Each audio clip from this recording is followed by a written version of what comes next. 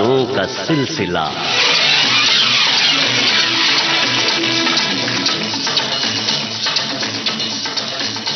यादों का सिलसिला। श्रोताओ, आज आपको इस कार्यक्रम में सुनवा रहे हैं मशहूर पार्श्व गायिका दिलराज कौर से अशोक सुनावने की बातचीत का दूसरा भाग।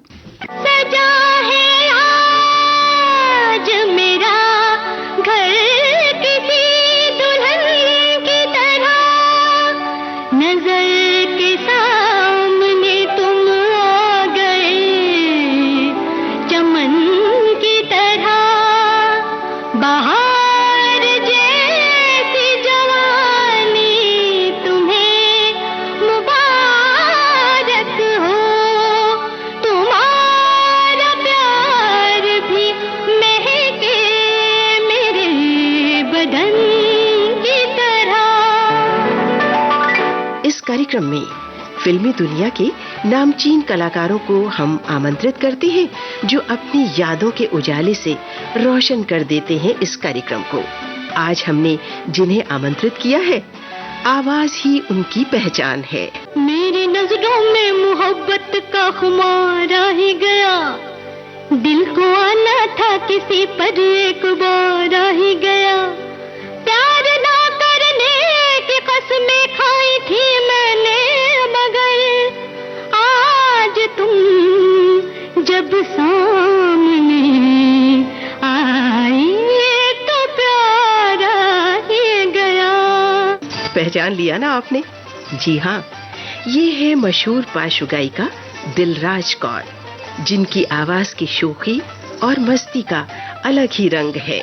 तो आइए सुनते हैं मशहूर पार्श्व गायिका दिलराज कौर से अशोक सुनावने की बातचीत। आज के इस कार्यक्रम में हमारे साथ स्टूडियो में मौजूद हैं गायिका दिलराज कौर जी। नमस्कार। नमस्कार। दिलराज जी पे जब हमने बातें छोड़ी थी, दरअसल उस वक्त चर्चा चल रही थी महान गायकों की, गुलकारों की। उसमें से एक जो नाम मेरे जहन में अब उभर रहा है वो है वर्सटाइल गायिका आशा भोंसले का नाम। अब आपको आशा जी का जिक्र किए बिना कैसे आगे बढ़ेंगे। उन्होंने इतने प्यारे प्यारे गीत और इतनी मुश्किलात यानी जिसमें हो, इतनी तैयारी है उनके गले में कि क्या कहने। और हर गीत, हर रचना में वो अपने को इतना खूबसूरत ढालती हैं और उनके गले से जो वो एक्टिंग है स्क्रीन पर दिखाई देती है। तमाम गीत है, एक कहाँ से उसको पिकअप करना बड़ा मुश्किल है। गीत याद आ रहा है मुझे, रूपनगर की कुंवरी तरसे, रूपनगर की कुंवरी तरसे, राजा प्रीत निभा, अकेली हूँ मैं पिया, रूपनगर की कुंवरी तरसे, रूपनगर की कुंवरी तरसे, राजा प्रीत निभा,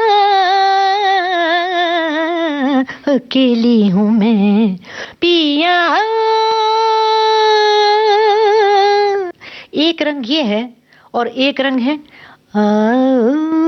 हुजूर तुमको सितारों में ले चलूं, दिल झूम जाए ऐसी बहारों में ले चलूं, आओ हुजूर आओ। अब आप देखिए बिल्कुल दोनों रंग अलग हैं, इसीलिए तो उनको वॉइस ऑफ वर्सटैलिटी कहते हैं। जी हाँ, जी हाँ। और आशा जी, पहली पहल आपको किस गाने के वक्त मिली? रानी और लाल परी, वसंत देसाई जी इसका म्यूजिक डायरेक्शन कर रहे थे। उस फिल्म में एक गीत था जो कि एक पहली बार 20 या 22 मिनट की रिकॉर्डिंग थी उस गीत की। इंडिया में पहली बार इतना लंबा गीत रिकॉर्ड हुआ और उसमें जो फिल्म का टाइटल था रानी और लाल परी, तो जो लाल परी का जो पार्ट था वो आशा जी अदा कर रही थी। तो मुझे याद है कि वो यहाँ पहली बार उनसे मुलाकात मेरी इस गीत की रिकॉर्डिंग के सेट पर हुई और उसमें उनका पोर्शन था कि वो कहती हैं, मैं हूँ तेरी माता बेटी, हाँ हाँ तेरी धर्म की माता, परिदेश की मैं रहने वाली, लाल परी है मेरा नाम, मुझे तुम परी माँ कह सकती हो, बोलो बेटी क्यों रोती हो। तो मैं फिर जवाब देती हूँ, माँ मेरा भी मन करता है राजमहल में मैं भी जाऊं, ला ना ना, ऐसे आगे। जो संगीतकार थे वसंत देसाई साहब, जी। सुलझे हुए संगीतकार, वो भी महान संगीतकार। जी बिल्कुल। तो जब वो समझाते होंगे जी, तो आशा जी पहल गा लेती थी या उनको भी रियाज करना पड़ा था, उसका रिहर्सल करना पड़ता था? डेफिनेटली, क्योंकि वो क्या सिचुएशन है, कैसे गीत जा रहा है, वो भी जैसे मैं सीख रही हूँ वैसे वो भी सीखती थी। अच्छा। बिल्कुल। और ये जितने मेरे जो सीनियर सिंगर्स के बारे में हम बात कर रहे हैं, ये सब इतने मेहनती कलाकार, इतने सीरियस और इतने कमिटेड और बहुत सिंसियर लोग हैं। ये हम समझ नहीं सकते कि ये किस लेवल तक, ऐसी तमाम मेरे पास मेरे देखी हुई घटनाएं हैं जहां पे मैंने इनकी सीरियसनेस और सिंसियरिटी को देखा। इसी वजह, यही कारण है कि आज तक वो उसी, कहना चाहिए, फोर्स के साथ चल रहे हैं। आज भी उनकी उस चीज में कहीं कमी नहीं है। अगर आप आज कहेंगे कि प्लीज ये गीत गाना है, तो जो चीज उन्होंने अपने करियर के शुरू में जो सीरियसनेस थी वो आपको आज भी दिखेगी। यानी संगीत में रियाज का अपना एक महत्व जी होता हाँ, है। बिल्कुल। और वो बिल्कुल कॉम्प्रोमाइज नहीं करेंगे। कहा जाता है कि जो जितना रियाज करेगा वो उतना राज करेगा। बड़ी प्यारी बात कही आपने। बहुत बहुत शुक्रिया, ये बहुत प्यारी चीज कही। ये सब अनुभव की बातें हैं। जी हाँ, जी हाँ। जितने भी गुलकार, महान गुलकार रहे हैं, जी, उन्होंने रियाज से ही ये सारा कुछ कमाया हुआ है। अब तो आपने बात की आशा जी की, जी। और इसके अलावा किससे आपकी मुलाकात हुई? किशोरदा के साथ भी गीत गाए। उन्होंने एक बार बुलाया, मैसेज आया कि किशोरदा ने आपको बुलाया है महबूब स्टूडियोज। मैं गई तो दादा गाना करवा रहे थे, फिर मेरा पोर्शन मुझे गाना है। तो मैंने उनसे पूछा, दादा आपने मुझे कैसे बुला लिया? कहते हैं तू अच्छा गाती है ना इसलिए। इतना मुझे अच्छा लगा, जैसे शायद मैंने पूछा उन्होंने वैसा ही जवाब मुझे दिया। किशोर कुमार के लिए जो कहा जाता है कि जैसे हमने भी उनको देखा कि जब भी ऑर्केस्ट्रा होता था तो अपने सहगायकों के साथ बिल्कुल डांस करते हुए और छेड़छाड़ करते हुए, अगर गाने में उस तरह का मूड है, अमूमन होता ही था। तो वो क्या वाकई असल जिंदगी में भी इसी तरह से पेश आते थे लोग? वो एक ऐसी हस्ती थी कि जिसके बारे में भी क्या हम कहें, जैसे क्योंकि जिस फिल्म की बात मैं कर रही हूँ उसमें वो म्यूजिक डायरेक्शन कर रहे थे, उस फिल्म का रचना उनकी थी। तो वो उन्होंने मुझे मेरा पोर्शन बताया और उसके बाद वो फिर म्यूजिशियंस के साथ में उनको उनके पार्ट्स बता रहे थे। तो वहाँ कोई ऐसा कोई ज्यादा उन्होंने कुछ इतना ऐसा मैंने कुछ देखा नहीं, सिर्फ उन्होंने मेरा पार्ट जो मुझे बताया मैंने गाया, फिर उन्होंने अपना पोर्शन गाया। ये मोहब्बत क्या करेंगे, क्या करेंगे, जो जहां से डर गए, ऐसा कुछ है। अब बारी आती है मन्ना डे साहब। मन्ना डे साहब के लिए कहा जाता है, हम तो सुनते भी हैं, बड़े रियाजी। हाँ जी हाँ। और उनकी गायकी नजर आती है। जी हाँ। वो किस तरह से आपसे मिले? बहुत बहुत ही प्यार से। और उनको क्योंकि पता था कि मैं ख्याल भी गाती हूँ, वो जब भी मिले मुझे कह रहे थे कि दिलराज मैं तुम्हें लाइव सुनना चाहता हूँ, तुम्हारा ख्याल कैसे गाती है। वो मैंने उनको कभी सुनाया है, जैसे दादरा वगैरह, ये जो अलग अलग जो फॉर्म्स हैं क्लासिकल म्यूजिक की, तो मुझे कह रहे थे मुझे सुनना है तुमसे ये सब चीजें। एक बार तो फोन पे ही मैं कह रहे थे मुझे बहुत अच्छा, तुमको बड़ा अच्छा सीखा है तुमने। दादरा सुना रही थी मैं उनको टेलीफोन पर। तो उन्होंने मुझे याद आ रहा है कि जो आप कह रहे हैं ना कि जो मैंने अभी जिक्र किया कि ये जितने कलाकार हैं कितने सिंसियर और कमिटेड थे। मुझे याद है रानी लालपरी में ही उनकी एक बहुत ही छोटा सा पोर्शन था, लेकिन दादा 9 बजे सवेरे लैब में आ गए और उनका टाइम आया शाम को 7 बजे। अब वो चाहते तो वो 6:45 भी आ सकते थे, लेकिन वो सवेरे सवेरे, अगर वसंत देसाई जी ने उनसे कहा कि दादा आपका टेक है, तो वो अपना आ गए 9 बजे और बैठे रहे, और कोई कंप्लेन नहीं, कुछ नहीं। तो इतनी इस तरह की सिंसियरिटी मैंने अपने सीनियर्स में देखी है, शायद दोबारा देखने को भी ना मिले। ये एक जो बात आपने अभी बताई है, मैं रिपीटेडली कह रही हूँ इस बात को। हाँ जी हाँ, कि उस दौर के लोग बड़े कमिटेड हुआ करते थे। आपने एक लंबा दौर देखा है, जी हाँ। और इस दौरान कई बदलाव भी आए हैं। तो क्या महसूस करती हैं आप वो दौर और आज का दौर? मैं बहुत तो इतनी समझ नहीं रखती कि बहुत कुछ ज्यादा कह सकूं, लेकिन हाँ जरूर कहूंगी कि वक्त हमेशा बदलता रहता है। कुछ कुदरत ने ये जो दुनिया बनाई है, इसका कुछ चलन ही ऐसा है। जो आज है वो कल, आज की बात तो क्या करें, जो आधे घंटे या 10 मिनट पहले है वो उसके बाद नहीं है। तो चीज ने बदलना तो है, और जैसे जैसे अब जैसे तकनीक बदलती जा रही है, उस तरह से हमारी जो जिंदगी में चेंजेस आ रहे हैं, जो बदलाव आ रहे हैं, वो जाहिर है कि वो हमारे आर्ट में, आर्किटेक्चर में भी रिफ्लेक्ट होंगे। तो जितना भी ये टेक्निकल एडवांसमेंट हुआ है, पहले जब शुरू में 3 मिनट का लॉन्ग प्लेइंग रिकॉर्ड्स आए थे 78 RPM, फिर वो EP बनने शुरू हुए, फिर लॉन्ग प्लेइंग बनना हुआ, उसके बाद कैसेट आया, अब CDs आ गई, और अब वो जो क्या वो कहते हैं आईपॉड वगैरह, जी हाँ, उसमें गाने आने शुरू हो गए। तो वो उसने हमारे संगीत पर काफी असर भी किया है। पहले आप देखें, बड़े गुलाम अली खान साहब की ठुमरियां हैं 3 मिनट में, और आप सुने तो आपको लगता है आपने क्या कुछ सुना उस 3 मिनट में।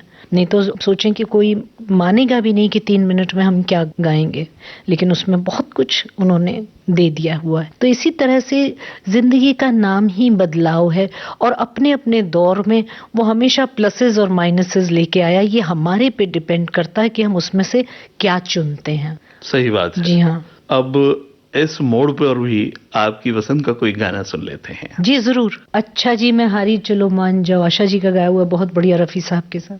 इस गीत के बारे में कुछ कहना चाहूंगी। ये गीत खास मैंने इसलिए चुना है कि स्क्रीन पर आप देव आनंद साहब को और मधुबाला जी को देखते हैं, और ऐसा महसूस होता है कि एग्जैक्टली जैसे देव साहब, रफी साहब नहीं, देव साहब गा रहे हैं।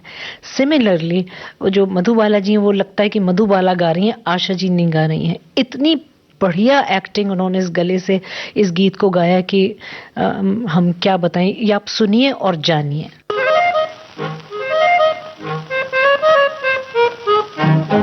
अच्छा जी मैं हारी चलो मान जाओ ना, देखी सबकी यारी मेरा दिल जलाओ ना।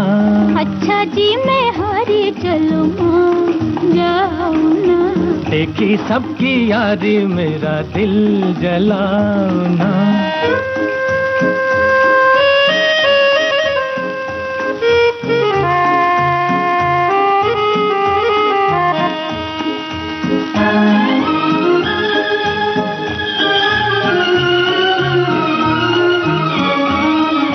छोटे से कसूर पे ऐसे हो खफा, रूठे तो हुजूर थे मेरी क्या खता।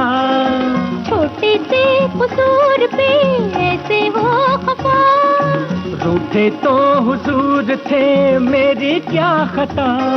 देखो दिल न तोड़ो, छोड़ो हाथ छोड़ो, देखो दिल न तोड़ो, और छोड़ो हाथ छोड़ो। छोड़ दिया तो हाथ मलोगे समझे, आज समझे। अच्छा जी मैं हारी चलो मान जाओ ना, देखी सबकी यारी मेरा दिल जलाओ ना। जैसा कि आपने बार बार इस बात का जिक्र किया कि आप शास्त्रीय संगीत में भी दखल रखती हैं, बल्कि हाँ। आपने सीखा ही जी। शास्त्रीय संगीत से शुरुआत की है अपने मॉरिस कॉलेज हाँ। से। इसमें आप किन किन गायकों से, जो बड़े गायक रहे हैं, उनसे मुतासिर रही हैं? मैं ज़रूर कहना चाहूँगी कि खान साहब, नज़ाकत अली साहब, सलामत अली साहब, बड़े गुलाम अली खान साहब, अमीर खान साहब, इन लोगों को मैंने बहुत ज़्यादा सुना है बचपन से। हेवी डोजेज जैसे कहते हैं, यहाँ तक भी गया है कि समय जो 6-6 घंटे ये LP रिकॉर्ड्स चला करते थे घर में। और जो मेरे बड़े ब्रदर भाई साहब हैं, वो खूब रिकॉर्ड्स लाया करते थे, और उस ज़माने में उन्होंने वो अछूत कन्या मैंने सुना बचपन में। नूर जहाँ जी का वो है, वो मुझसे कहते थे देखो कितना इनका आवाज़ लगाने का अंदाज़, वो जो उन्होंने गाया, मुझसे पहली सी मोहब्बत मेरे महबूब ना मांग, मुझसे पहली सी मोहब्बत मेरे महबूब ना मांग, मुझसे पहली सी मोहब्बत मेरे महबूब ना मांग। तो वो जो उनका जो अंदाज है गाने का, वो अपने में रिप्रेजेंट कर रहा है उस पूरे दौर को। और अगर आप देखें तो गीता जी इतना बढ़िया उनका जो उनकी आवाज का टेक्सचर है, उनके गाए हुए जितने भी गीत आप सुने उस इतने अट्रैक्टिव हैं उसमें, जैसे मैग्नेट खींचता है उनकी आवाज गीता जी की। कुछ तो ऐसी बातें हैं उनकी कि आप उनके आवाज में से आप उसको आप दोबारा कह ही नहीं सकते। वो तो मधमाती आवाज। जी हाँ, उनको कुदरत ने दे दी और कहा गीता जी अब आप गाइए, अब आप ही गा सकती हैं, इसको दूसरा कोई गा ही नहीं सकता। सही बात है, ऐसी बात है। तो शास्त्रीय संगीत जो आपने सीखा और बाद में फिल्मों में भी गाया जी, तो कोई ऐसा संगीतकार जरूर रहा होगा कि उस क्वालिटी का उन्होंने अपने गाने में आपके द्वारा जरूर इस्तेमाल किया होगा।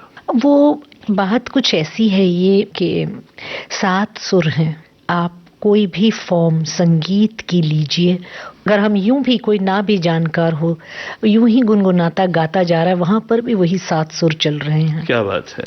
तो इन 7 सुरों का खेल है, कहीं पर वो ख्याल उभर के आ रहा है सामने, कहीं पर वो दादरा आ रहा है, कहीं ठुमरी आ रहा है, कहीं जैसे फिल्मों में यही चीज जो हमारा फोक म्यूजिक से जहां से ख्याल निकला और वो फिल्मी संगीत में जब ढला तो उसमें ये हो गया कि एक पर्दे के ऊपर उस वक्त जो काली सफेद जो चित्र चल रहे थे उस कहानी के साथ जुड़ा हुआ वो संगीत बनता चला गया और उसको उसी ढंग से लिखा गया जो कि उस कहानी को मैच करे और कहानी को आगे बढ़ाए। आप देखें अनिल विश्वास जी साहब का जो संगीत है या आप बर्मन साहब का संगीत, शंकर जयकिशन का संगीत अगर आप देखें तो वो फिल्म की कहानी के साथ साथ आगे चलता है। नैयर साहब का म्यूजिक आप देखें और स्क्रीन पर आप एक्टर्स को देखें, चाहे वो दिलीप साहब हों, चाहे वो राज कपूर साहब हों, चाहे वो शम्मी कपूर जी हों, यानी आप किसी भी चीज को खींचकर उससे अलग नहीं कर सकते। कुछ इस तरह का संगीत था, तो इसलिए उसमें संगीत की सभी विधाएं जुड़ी हुई रही हैं। अगर आप मुझसे कहें कि तो वो मैं कहाँ कहूँ कि कहाँ वसंत देसाई जी में इसको यहाँ निकाल दूं, अगर आप नैयर साहब का संगीत सुने तो उसके अंदर अगर आपको गमक, मीण, ये जो खास अंग हैं क्लासिकल म्यूजिक अगर आपको नहीं पता है तो इस गाने को आप गा ही नहीं सकते, क्योंकि वहां पर वो चाहिए ही चाहिए। और जितना इसकी पकड़ होगी, जैसे वो गाना है मेरी जान तुम पे सदके एहसान, ऐसे भी आप कैसे एहसान,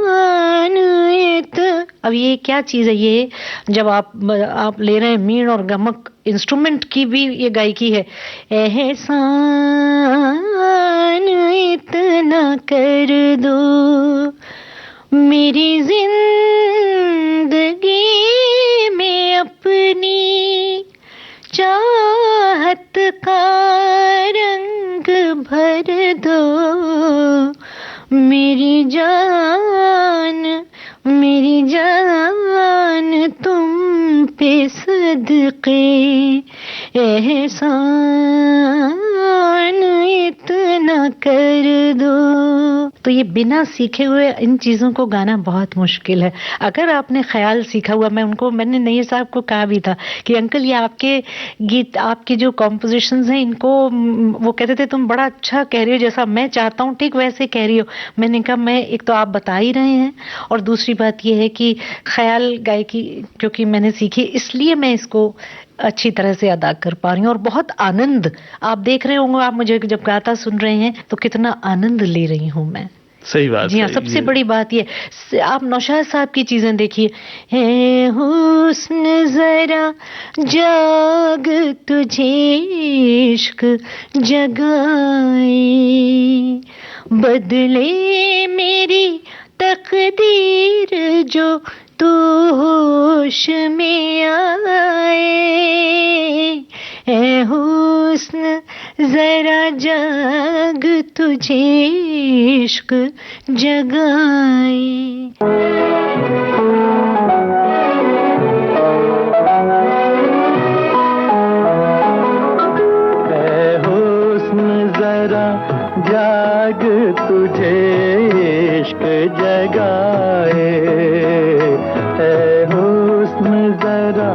जाग तुझे इश्क जगाए, बदले मेरी तकदीर जो तू होश में आए, ऐ हुस्न जरा जाग तुझे इश्क जगाए। तो आपके पास अगर वो नहीं है तकनीक यानी क्लासिकल गायकी नहीं, आप इसको कैसे गाइएगा? सही बात है। अभी जयदेव जी की जो रचना है, अभी न जा छोड़ कर के दिल अभी भरा नहीं अभी, ये जो अंदाज है ये बिना जाने आपने बिना रियाज किए आ ही नहीं सकता जी। तो अब तक तो जिक्र हुआ प्रेम धवन साहब का जी एज ए हाँ। संगीतकार। जी उसके बाद जिनके साथ आपने गाने गाए, ओपी नैयर साहब जी और वसंत देसाई साहब, इनका जिक्र आ चुका। अब चौथे कौन से ऐसे संगीतकार थे जिन्होंने आपको गवाया फिल्मों में? बहुत से संगीतकार हैं, उसमें जो शुरू के दौर में आए हैं उसमें एक सरदुल क्वात्रा नाम के पुराने, जो उनका मुझे लगता है अंदाज जो था वो लाहौर का कुछ कुछ अंग था उनकी गायकी में, और जो जैसे पंडित श्याम सुंदर और हुस्नलाल भगत राम जो गायकी का अंदाज रखते थे, एस मोहिंदर साहब, वेदपाल वर्मा, हंसराज बहल जी, इनके गीत। उसके बाद हम आगे बढ़े तो सोनी कौमी जी, उसके बाद सपन जगमोहन साहब, उसके बाद आर डी बर्मन साहब, लक्ष्मीकांत प्यारे साहब, कल्याण जी आनंद जी, बप्पी लहरी साहब, अन्नू मलिक के साथ हमें गाने का मौका मिला है। इसमें एक गीत मुझे याद आ रहा है, पूनम फिल्म से अन्नू मलिक साहब ने हमसे कहा कि ये गीत आप इसको गाएं, तो वो था हम भी जवां हैं सनम, दिल भी जवां है सनम, कैसे मोहब्बत न होगी, हम भी जवां हैं सनम। तो ये इसको फिर मैंने उनसे कहा कि आप माइंड करेंगे अगर मैं इसको एक ऑक्टेव नीचे गाऊं? कहते हैं आप गा लेंगे इतना नीचा? मैंने कहा जी हाँ। तो वो उसको जब हमने गाया तो उसका कुछ इफेक्ट ऐसा बढ़िया बन के आया कि मुझे याद है हम टेक कर रहे थे, कहते बस बस ओके ओके। मैंने कहा गाने तो दीजिए और नहीं हमें जो चाहिए था मिल गया। और वो इतना बढ़िया उसका अच्छा लगा वो स्क्रीन पर भी, और मुझे याद है को फिर पेपर में कोट किया था, उनको लगा शायद वो पार्ट उषा अय्यर जी गा रही हैं, उषा उथुप।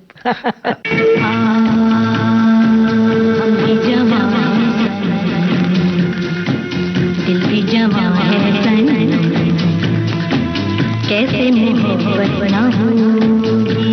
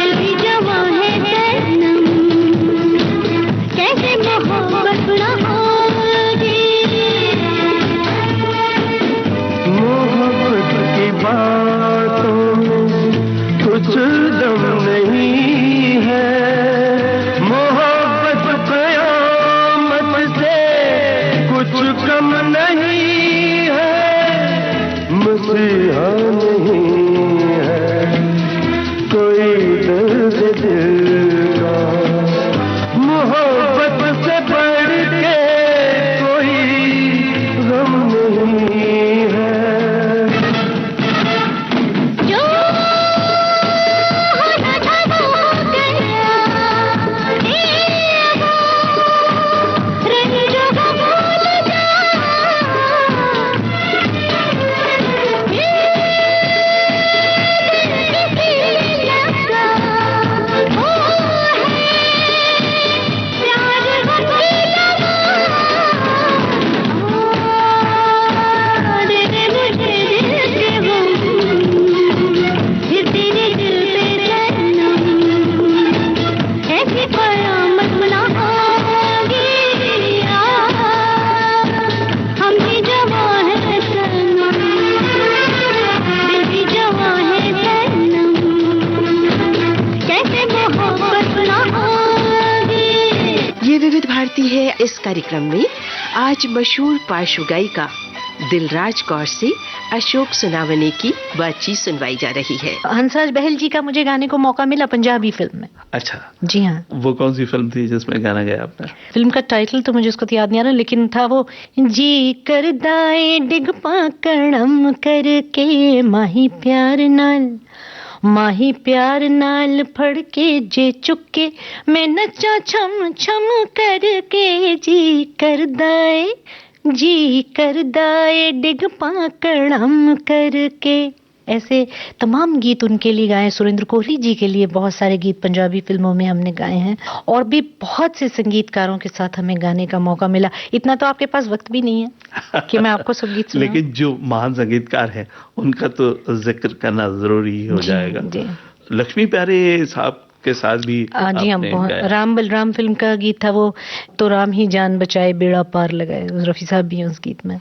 और फिर पंचमदा का है ये मौसम मस्ताना रास्ता अनजाना, फिल्म सत्ते पे सत्ता, और फिर बुलंदी में भी है गीत, फिर एक और मंगलसूत्र में है। इस तरह से पंचमदा के लिए भी गीत गाए हैं हमने। पंचम दा भी बड़े एक्सपेरिमेंट्स किया करते थे अपने म्यूजिक में, तो क्या ऐन वक्त पे कुछ और बदलाव करते थे, जैसे गाना चल रहा है और उनको कुछ सूझी कि भाई हाँ, तो आप जरूर, इस तरह वो तो से- सभी म्यूजिक डायरेक्टर कभी उन्हें सूझता वो जरूर ऐड करते हैं। अगर कभी ऐसा भी हो जाता है आप कोई चीज ऐसी गा रहे हैं और वो सुन रहे हैं उधर, उन्हें अच्छी लगी, तो वो जरूर कहेंगे कि आप इसको बहुत अच्छी तरह से वो गाने को बताते थे। उनका सिखाने का ढंग भी बहुत ही बढ़िया, बहुत प्यारा था, और अच्छी तरह से समझाते थे। अच्छा, जी हाँ, और लक्ष्मीकांत प्यारेलाल इनके साथ भी तो आपने गाए जी हैं। हाँ, जी हाँ। तो इनमें आपको नोटेशंस कौन देता था, मतलब कौन रिहर्सल इन दोनों में से कौन लक्ष्मी करवाता? जी बैठते थे ज्यादातर। अच्छा, जी हाँ, वही बैठते हाँ। थे। और इनके साथ कौन सी फिल्में थी आपकी लक्ष्मीकांत प्यारेलाल साहब के साथ? एक तो जी ओम प्रकाश जी की फिल्म थी संतान, फिर छैला बाबू, टाइटल गाना उसमें किशोरदा के साथ है। काबिल जिक्र वो जोड़ी भी हैं सोनी कोमी साहब की। बहुत, उनकी तो बहुत ही, अभी आप मुझे नाम कहेंगे तो मैं बता नहीं पाऊंगी, लेकिन बहुत गीत उनके अच्छा। ऑलमोस्ट हर फिल्म में होता था उनके साथ। ओमी जी ज्यादातर रिहर्स करवाते थे। तो सोनी कोमी साहब जो थे वो चूंकि मदन मोहन साहब के लिए भी वो काम करते थे, उनके असिस्टेंट, और अपने आप में एक महान संगीतकार जोड़ी वो थे, और उनके काफी गाने मकबूल भी रहे हैं। तो उनके साथ कोई ऐसी फिल्म जिसका गाना बहुत चला हो, आपको याद हो? एक कव्वाली मुझे, क्योंकि आपको मालूम है आपने जैसे जिक्र किया कि वो रोशन साहब के भी असिस्टेंट रहे हैं, तो एक कव्वाली मुझे याद आ रही है। नाम है मेरा मीना, नाम है मेरा मीना, कोई मुझसे न टक्कर लेना। ये एक कव्वाली थी जो क्या बात है। सोनी कोमी जी के साथ मैंने बहुत से गीत गाए उनके मैंने।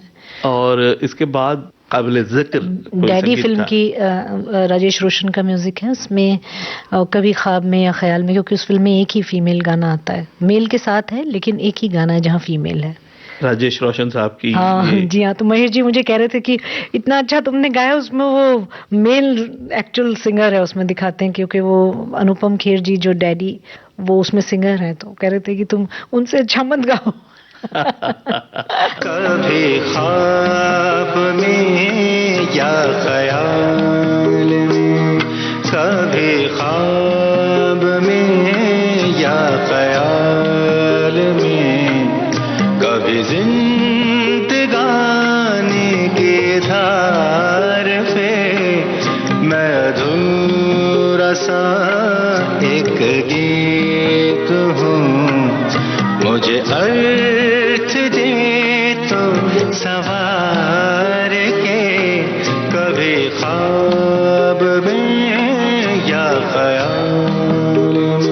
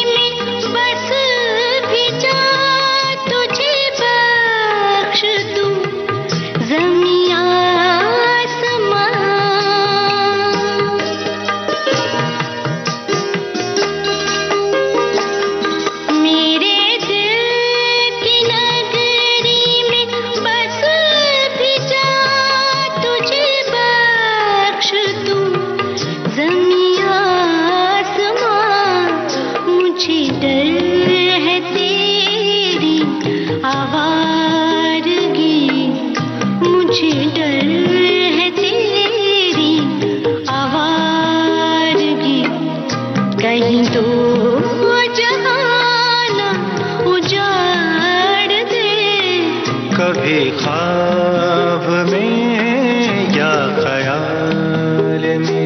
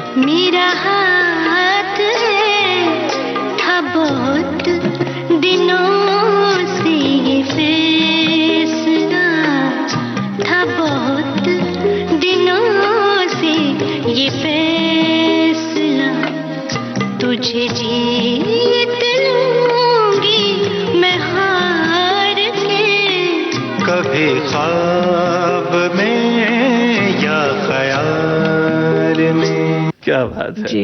राजेश रोशन साहब भी बड़े कामयाब संगीतकार रहे हैं। उनके वालिद साहब रोशन साहब से उनको विरासत में संगीत मिला है। उनकी कोई खासियत आप बता पाएंगी? जी हाँ, उनका बहुत सॉफ्ट नेचर्ड है और बड़ी अच्छी तरह से वो भी और बहुत ध्यान से सुनते हैं। आप अपना कुछ सुनाना चाहें। और उनकी जो अब तो मदर नहीं है, वो भी मुझे कहती थी मैं तुम्हारी बहुत फैन हूँ, बहुत प्यार से बात करती थी उनकी मदर। और मैं रोशन साहब की बहुत बड़ी फैन हूँ। मैं याद है मैं छोटी थी तो ये गीत बहुत गाती थी। दिल जो न कह सका वो ही राज दिल कहने की रात आई, दिल जो न कह सका। और एक वो है, पाँव छू लेने दो फूलों को इनायत होगी, इनायत होगी। हमको डर है कि ये तौहीन मोहब्बत होगी, मोहब्बत होगी।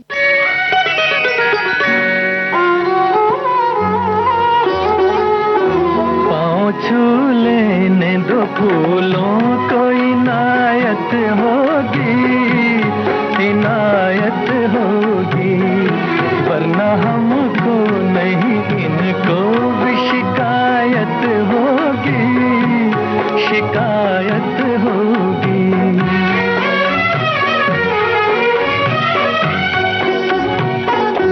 आप जो फूल बिछाए उन्हें हम ठुकराए, आप जो फूल बिछाए उन्हें हम ठुकराए। हमको डर है कि ये तौहीन मोहब्बत होगी, मोहब्बत होगी। इतनी खूबसूरत सोच है उनकी, जो संगीत की रचना है। आप जो वो जो उसका जो अंदाज है वो इतना प्यारा, इतना रोमांटिक, स्वीट अंदाज है बिल्कुल। और वो ये जो उनका एक वो भी जो उन्होंने गीत आगे दिया है। बढ़ने से मैं ये बता दूं कि रोशन साहब का ये जो गाना है जी। जो आपने अभी फरमाया कि वही राज दिल कहने की रात आई, तो आज हम राज दिलराज कौर से जान रहे हैं उनके सांगीतिक सफर का। और रोशन साहब की तो बात यही थी कि उनके संगीत में एक नियमित समय के बाद एक ठहराव आता था। हर गाने में आप इसको महसूस करेंगे। क्या चाहे वो जो उन्होंने दिया, जो उसको रफी साहब की आवाज में तो 4 चांद लग गए। जिंदगी भर नहीं भूलेगी वो बरसात की रात, एक अनजान हसीना से मुलाकात की रात। क्या बात है। दिलराज जी, हम जानना चाहेंगे आपकी वो तमाम फिल्में जिनके गाने काफी लोकप्रिय हुए, आज भी लोग उन्हें सुनते हैं बड़े चाव से। क्या कुछ एक गाने या कुछ एक फिल्में हमारे लिए आप बता पाएंगी? जी जरूर। जैसे जान हाजिर है, उसमें है देखो देखो देखो देखो देखो ये शहरी मोर, देखो दिलों का चोर, देखो है चारों ओर, देखो मचा क्यों शोर, देखो। ये इसका फिल्म का टाइटल गीत है। जाना जान हाजिर है। और इसी फिल्म में एक गीत था, सावन आया बादल आए, मेरे पिया नहीं आए, सोनी गली सोना आंगन, सोना सोना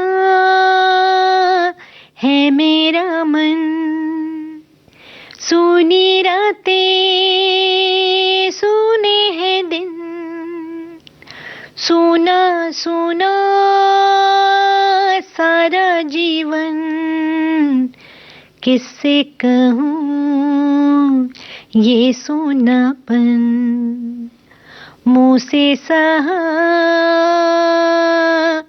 नहीं जाए।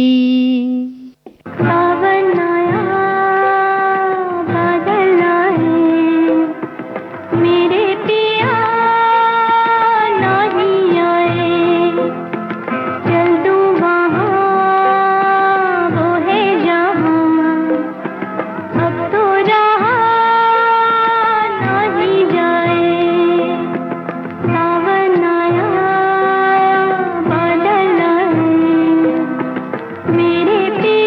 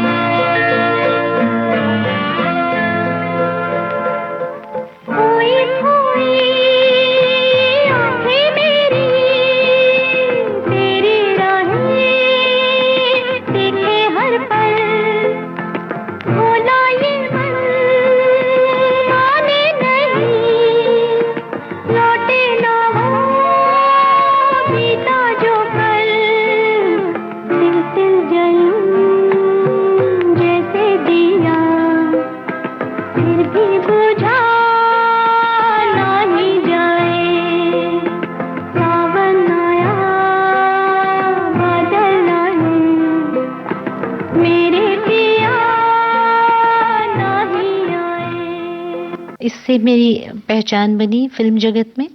और कुछ गीत आपने फरमाइश की है, तो एक फिल्म आई थी जिसमें उषा जी का म्यूजिक है, गड्डी जांदी ये छलांगा मार दी, मैनू याद आवे मेरे यार दी, ये भी एक गीत है। और फिर हमने एक फिल्म आई थी बेआबरू करके, जिसमें सभी गीत मेरे थे। तुम हमें इतना तो कह दो, तुम हमारे हो, तुम हमारे हो। इसके म्यूजिक डायरेक्टर थे अजय स्वामी। और इन्हीं की एक फिल्म जो बहुत जर्नलिस्ट सबने मिलके बनाई थी, फिल्म का टाइटल था त्यागपत्र। विद्या सिन्हा इसमें पहली बार काम कर रही थी और प्रताप शर्मा जी इसमें हीरो थे।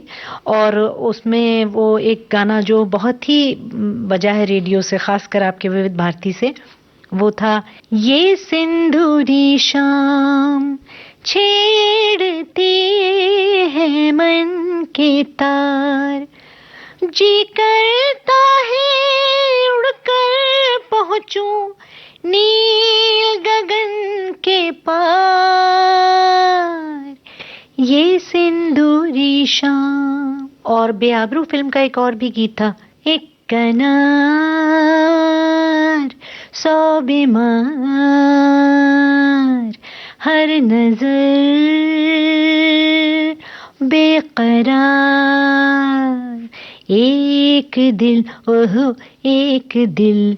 तो ये भी एक अलग ही अंदाज का गीत था, जो कि मैंने बहुत अलग तरह से इसको गाया है। और अभी याद आ रहा है मुझे, एक फिल्म आई थी शत्रुघ्न सिन्हा साहब की, बिल्लू बादशाह।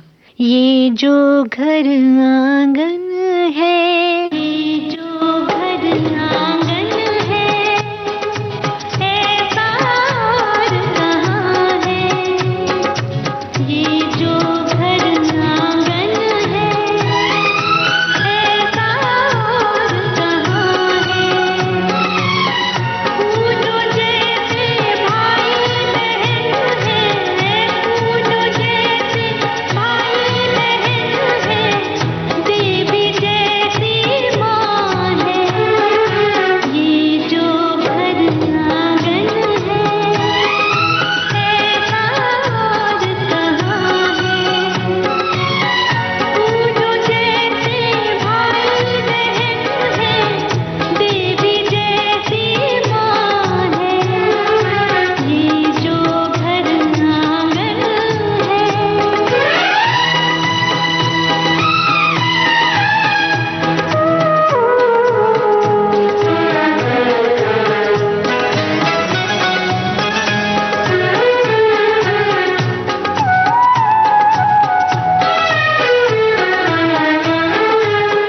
माता आंचल सबसे पावन, अपने सर की छाया, मैंने पाई सारी दुनिया जब से माँ को पाया, हंसते गाते जीवन सबके खुशियों में लहराए, जितने काटे हो रास्ते में वो मुझको मिल जाए, वो मुझको मिल जाए।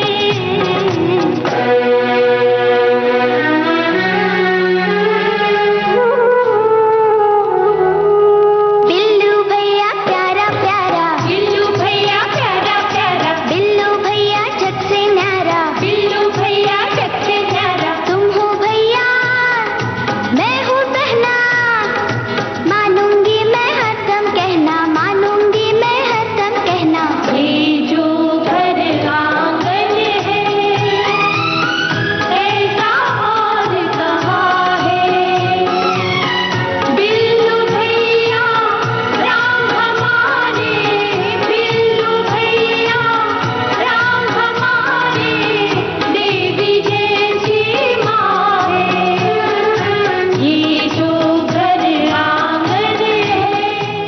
इसमें जगजीत सिंह साहब का म्यूजिक था।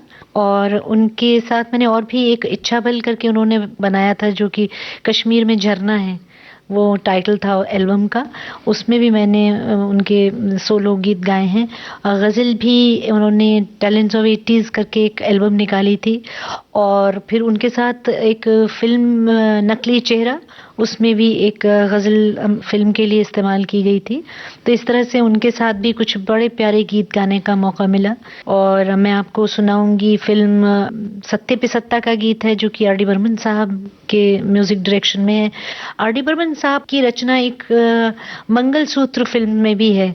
आजा तुझे सुनाऊं नशीली कहानी, अभी जा होने लगी जवानी मेरी दीवानी, अभी जा तुझे सुनाऊं नशीली कहानी, अभी जा। बहुत बहुत बढ़िया। एक और गीत मुझे बहुत ही प्यारा, जो कि रविंद्र जैन साहब की संगीत रचना है, जिसको उन्होंने बहुत प्यारा लिखा है, मैं आपको सुनाती हूँ, आप सुने कि उन्होंने लिखा है इसको कितना प्यारा, और उसी तरह से कंपोज भी किया है। मन मीत और प्रीत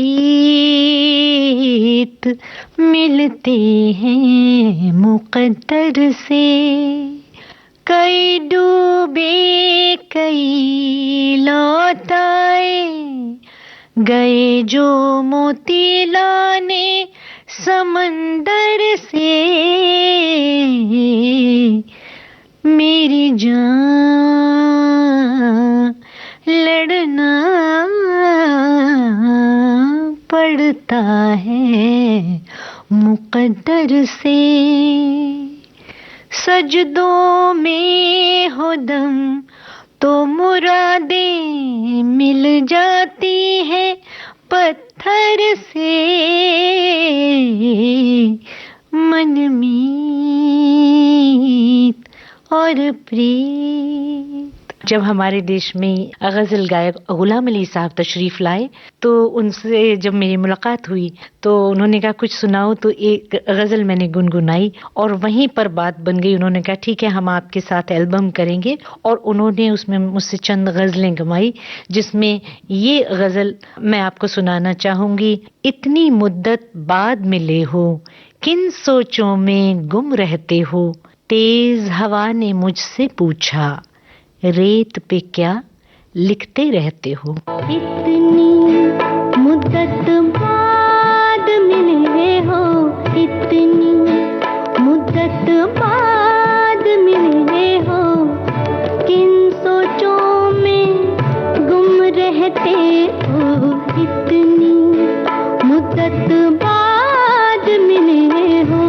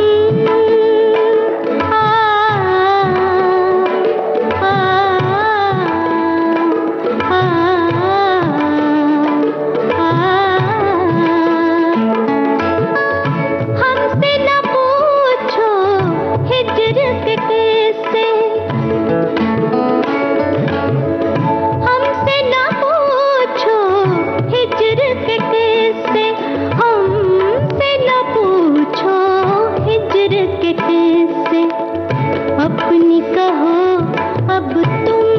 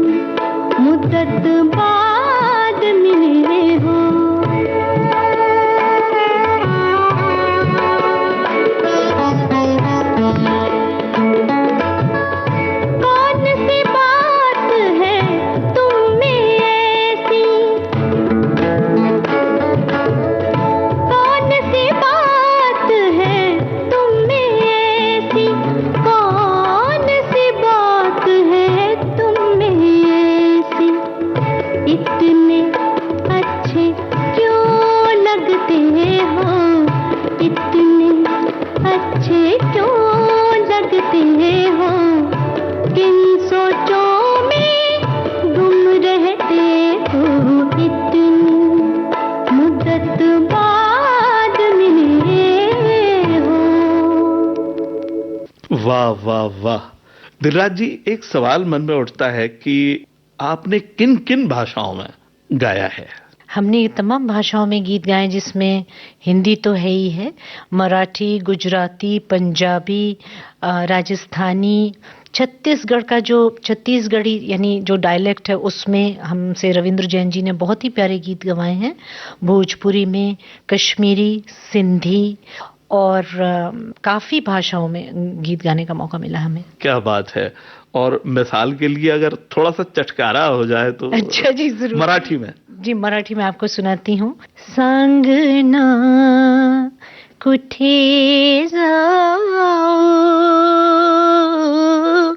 वेदना कुणा दावो, सांगना कुठे जाओ। इस रचना के संगीतकार हैं श्रीकांत ठाकरे जी। क्या बात है जी। और उसमें उन्होंने कहा कि मैंने खास तुम्हारे लिए ये रचना ऐसे कंपोज की है। नको पिया छेड़ काढो, नको मला ओढो, माझ्या अंतरीचे कोणे सूर छेडो, नको पिया छेड़ काढो, नको मला ओढो। कुछ मराठी फिल्मों में भी मैंने गाया है, तो उसमें एक मुझे याद आता है, बोर गया बोर, मद्दाळ रसाळ ताजा ताजा बोर। मतलब इतनी वैरायटी गाने का मौका मिला है, बहुत अच्छा लगता है। एक भाषा मुझे याद आ रही, कश्मीरी, तो मैं आपको सुनाना चाहूंगी कि देखिए इसमें कितना अंदाज जो होते, तो वो कुछ लेटर्स ही है ना जिनको हम जोड़ते हैं। छै अगर मर्जीच बुनी आजमावसा, शौख नजरो म्योन दिल भ्रमरावसा, छै अगर मर्जीच बुनी। क्या बात है, क्या बात है। इतनी जुबानें और इतनी जुबानों में आपने गाया, बड़ी खूबी से गाया, बहुत अच्छा लगा, बहुत प्यारा लगा।